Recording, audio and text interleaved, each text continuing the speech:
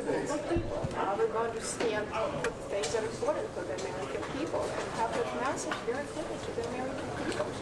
Because we have so many issues in the country. We all worry about messages and politics. But we have serious issues that face in the country. We need to start governing, and I honestly care less. It was Senate's like law. It's ultimately an independent chamber.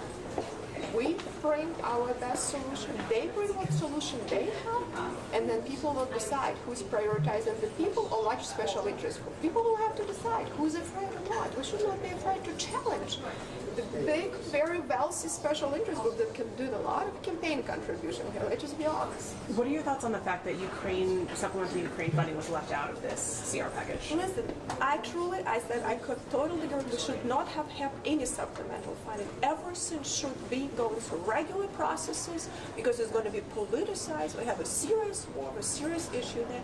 Everything will be politicized. We haven't passed NDAA still, for both chambers. We haven't passed appropriations yet. So I think doing it and putting it as part of supplemented, I think it does significant disservice to very serious situation over there. Ultimately, that wasn't my decisions. I would have never approached that. I shared it with both chambers. Ultimately, they decide. I think President Biden is playing politics, and I think unfortunately this politics now put him in a very tough situation, because if we cannot fail and lose this war, we cannot let our aggressors actually after us, let's not be naive, okay, who they coming after us, to win. But the strategy and the actions, that are not aligned with the talking points, with telling one thing and then not back up with real actions. And never-ending wars is a terrible idea. They end usually pretty bad for democracy because we've seen what's happened in Afghanistan. We have to learn from some mistakes, and we don't, because this place is just entertained with presentations and 5-minute glory to doing speeches that are irrelevant. What is relevant? How we fund this government, how we invest in our future. And Congress should be spending every day talking about how we're going to authorize, which over 1,000 programs unauthorized. We let staff and committees to run the show through committee reports. Congress should be passing real serious policies through our spending, and we're not doing that. We're exactly in the same situation. Oh my gosh, crisis is coming. Let's just put a bunch of BS and garbage, and because we're going to have shutdowns, we're again in the same situation. It doesn't matter which leadership is in charge. And it's frustrating. I think it's frustrating for the people, too. Were you surprised yesterday? Some of your colleagues are referring to members who are opposed to this proposal as holdouts, transigent, circus performers. What's your response to that? My response is I don't think we have, and I hope, and I think some people actually brought up some issue. It's not up to few people, to decide, and I appreciate that people are willing to decide, but ultimately we need to have a serious conversation as a group and deliberation. We're a deliberative body. In 30 seconds, very difficult to make the point in a conference. So to find a resolution, to get in the room and have a discussion. We need to hash out our grievances, see what the problems are, and I think that is a very deliberative process that should happen. It's not happening in our institution. That's why our institution is failing. And we need to bring issues to the American people that American people can put pressure on the other side. Was it not happening in there today? Well, I'm just saying, the way how it's set up, you only have 30 seconds, for members to give. So it's very difficult to have deliberation and find solutions when you have 30 seconds. This is not a proper entity to actually have a dialogue. So I think a lot of members on the sides, and then we can talk to each other too, suggested we should have a meeting where we're going to sit down, because we need to figure it out. It shouldn't be done violently, but we are where we are. We need to figure it out now. You issued a statement yesterday, very critical of the leadership. Is there any way that the Speaker can bring trust to members like you to vote for a CR? Listen, I have a very clear issue, and maybe because, unfortunately, I'm an accountant and CPA who actually understand the numbers. I understand the magnitude of a fiscal catastrophe that we're looming, and it is the most important national security issue that our country will be facing, and it is facing, and it's been punished for decades now, okay? No one wants to deal with that. because there is so much fraud and abuse in the system. Some will have to make tough decisions, what to do. But think about it, we have over 130 trillion of unfunded obligations. We're running shortfalls 2 trillion a year, and we're talking about 4 trillion collections. And at this point, our fiscal past, Government Accountability Office and CBO, just issue statements. They send letters, alarming letters. We don't even have a plan how to. Let's not lie and say that we're going to balance things and in 5 years. It's a lie, okay? This is a pure lie. We're going to talk about that. Gimmicks of economy. But we have to boost. Our debt was downgraded. What does it do? Our credit rate, what is it going to do? Interest rate is going to high. What is it going to do? Interest on debt will be the highest spending item for our modern national security. Short, we will surpass after World War II level back to GDP. I mean, this is an issue. We worry about like 5 billion to Ukraine. We borrow 5 billion there. A lot of this money go to China. Our interest is going to triple. We'll be 3 billion per day soon. I mean, we're talking the magnitude of this problem. So I'm just saying we got here one time. Congress didn't have the backbone to deal and be honest and find a solution. We cannot get out of here from overnight. But let's at least, we failed this year. We did. We should have. We had plenty of time from last year to do this. We failed. Our unauthorized spending is still at the same level. It's increasing. If we don't pass Farm Bill, our appropriations are not passing, and we haven't dealt with, the debt still increase, with our debt issue. But let's at least have next year some plan when we have next year debt ceiling increase, that we can have a conversation with American people, put everything on the table, say here is an issue. We have to save this country, and incrementally at least moving in a positive direction and have a plan. Even at least over 75 years, let's just be honest with it. It will actually help the economy. It will help with inflation and all the things that our adversaries do and try to undermine us as a reserve currency. People don't understand the implication. The programs are going bankrupt. In 5 years Medicare, in 10 years Social Security. For some people maybe it doesn't matter, but some people that rely on it, it's going to hurt them significantly.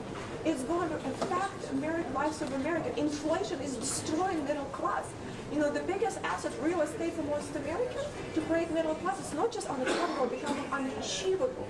We will all be, it's what they'll talk about socialism. You have oligarchs on top running the show here in Washington, D.C., oligopolies, and then we'll have everybody full court. So we have to be able to push back, which is hard.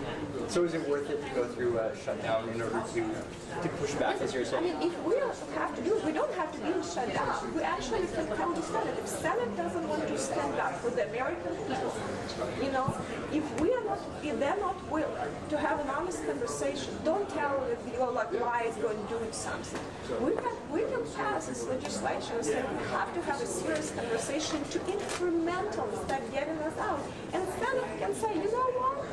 I don't care about the people. I don't care about the debt. I don't care about. I care about big money that get in my pocket because I'm going to be running big campaigns. If that's what, then American people will know where the Senate stands. Because right now they all like, and it's on a bipartisan basis. Senate is so corrupt on the bipartisan basis that the only way we can move.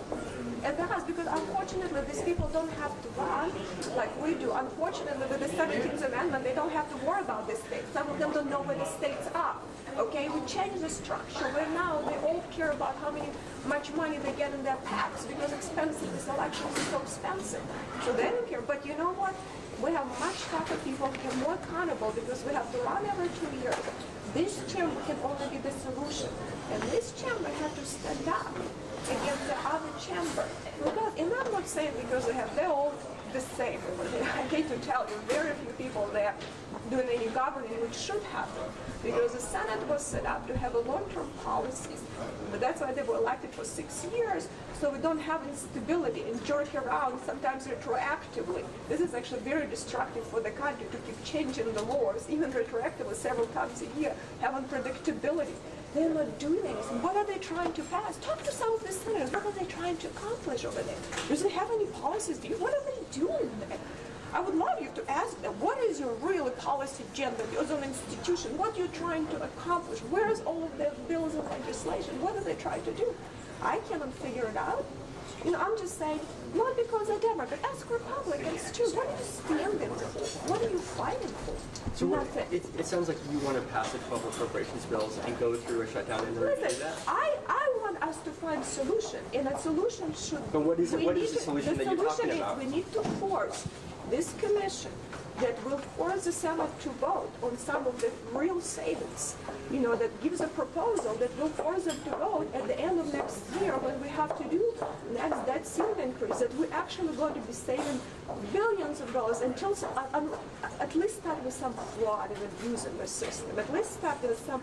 I sent a letter to President Biden, Chuck Schumer, and Kevin McCarthy. 5 items in Medicare which Obama and Trump supported, bipartisan. Bipartisan states even say no on some of this items.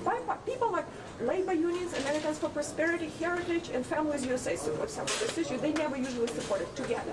There are billions of dollars in fraud and abuse. That was $1.8 trillion.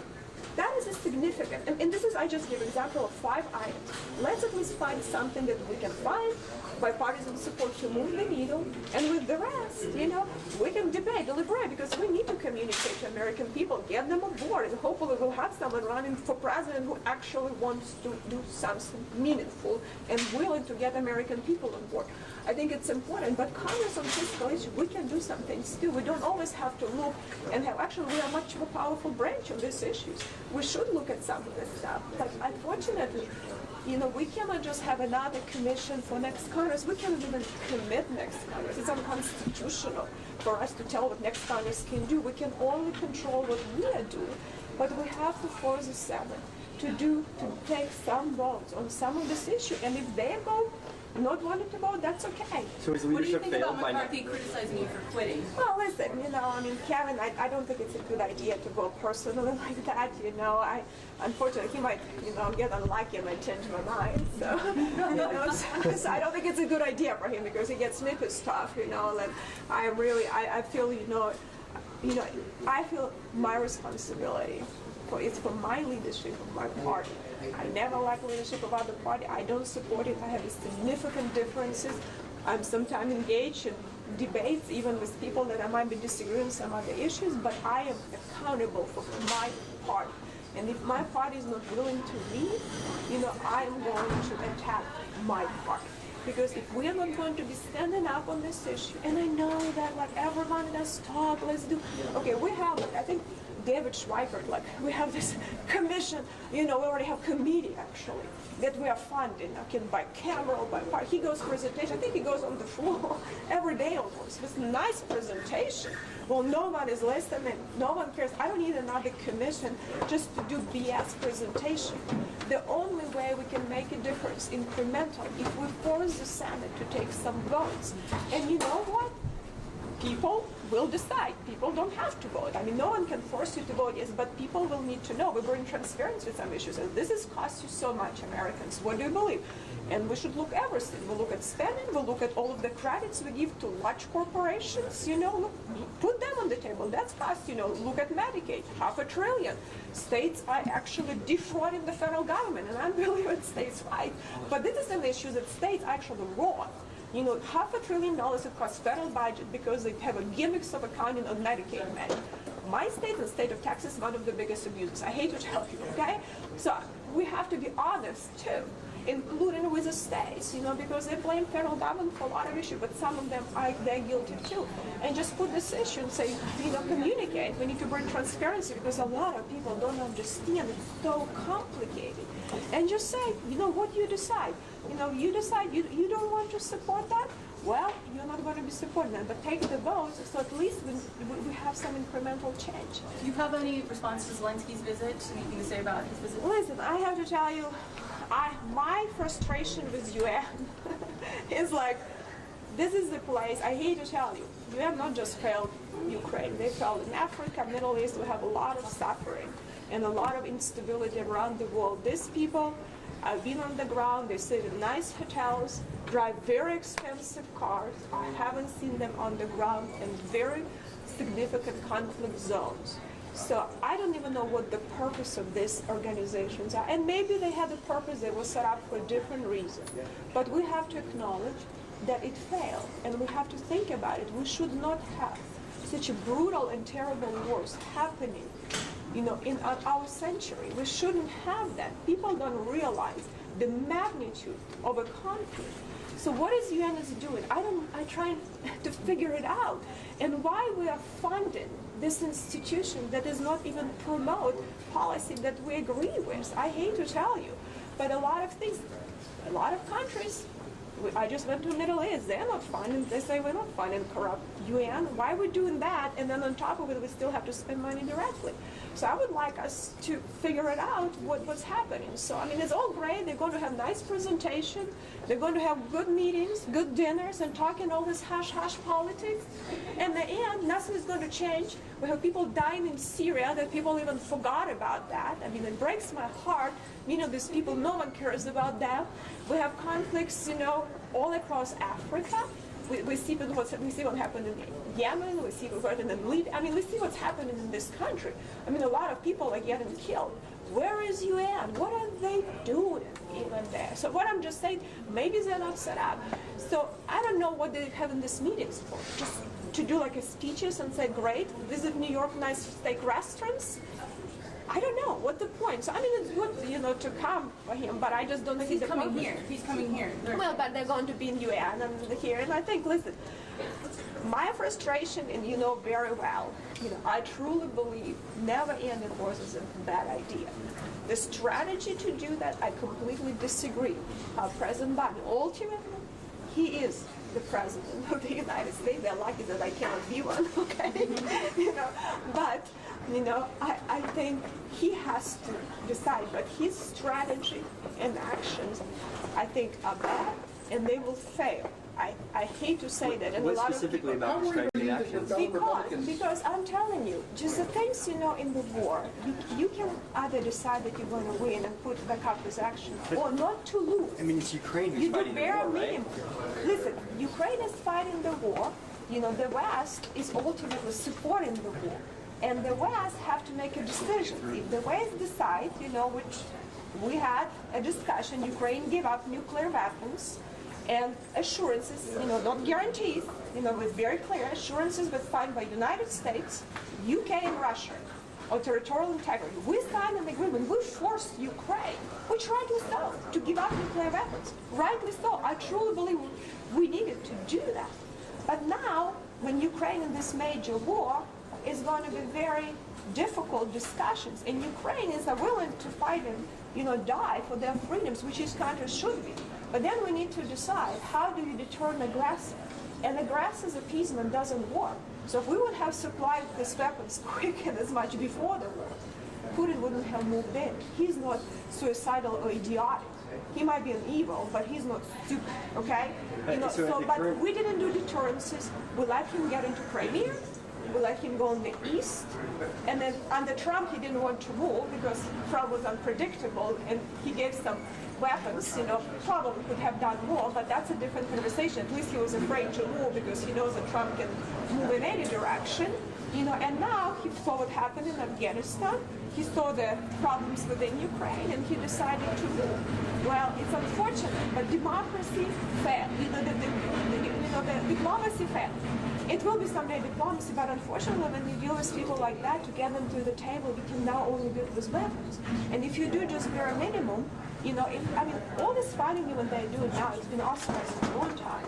If you want to think that it's going to be a 20-year war, well, I have a different ideas how the war should be won. But I am not just making these decisions. I can do my part. Ultimately, presidents decide. They're the leaders of executive branch actually make decisions like that. How worried are you that your own party is not going to support this aid? I don't underestimate Russian propaganda. Russians are very good, and I said the longer you have the hybrid warfare, they do for a long time. They take left and right, whatever convenient, and try to destabilize. They're very good. You saw what Wagner Group even did within our elections. I mean, they're just good at it. I hate to tell. They spend enormous amount of time and money to be able to, to pretty much spew propaganda on social media and be able to get people all agitated. They use their right to eat. I mean, when I read the Mill report, I thought it's brilliant. I should hire them as my consultants for campaign. They do better jobs than we do. I mean, I need to say that. So I think they've been very effectively now, make our base very upset. And they use a lot of different reasons, and the failures in a lot of other, areas that the president is not dealing with allows them to do that propaganda, doing some politic, and last year also allowed them, and they're taking advantage of that. So they've been, listen, they advance quick, so I have to tell you, they don't even have to attack us from here.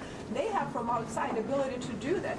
I think that is going to be a big challenge now, but I also think it's important to communicate to our base and our people, and American people, the importance and what is at stake and why it's important for American people to win this war against a very serious aggressor. So I don't think that's been communicated enough. How it is a national interest for our country, how it benefits our national interest, because ultimately it's about our country. I hate to say, if we fail, no hope for anyone. The strengths of foreign policy and the peace of the world will be dependent on the strengths of our country. So I think President Biden should be spending more time getting Americans. It's great to have other countries and all of these allies. It's great, but ultimately they will stand on the issue if America stands on the issue. Let's just be honest with that. Needs to do a better job persuading. Yeah, we have to. We have to. And if American people not supporting that, I mean, everything will fall apart. So we have to do that. And American people very generous, and American people do help a lot, but American people are tired too. They're tired of Washington D.C. not hearing the truth. I'll be honest with you, I'm the only legislator who does town halls in my state, and people hate it a lot. I do open town hall, I tell them the truth, and people get like shocked. It's like, people are not that stupid. People understand that we're lying. They're just frustrated. I think frustration is also bad for the country. And Russia and China will take advantage of that and try to polarize us even more, because their goal to destabilize anything they can. They destabilize, create conflict, send weapons, cheap weapons to fight wars, and they're doing it. You see what's happening in Africa. You see what's happened, in South America. They're trying to do the same things in Europe. I mean, this is a technique that's been worked for many years. They're good at doing that, and this is strategy work. And unfortunately, we doing the same thing again and not dealing with this. Are you challenging members in your own conference, though, to believe this propaganda? Listen, More and more of them. I will tell you something. If we are not dealing with our base. Leave a comment and share this video with your friends. With daily uploads, there will always be a conversation.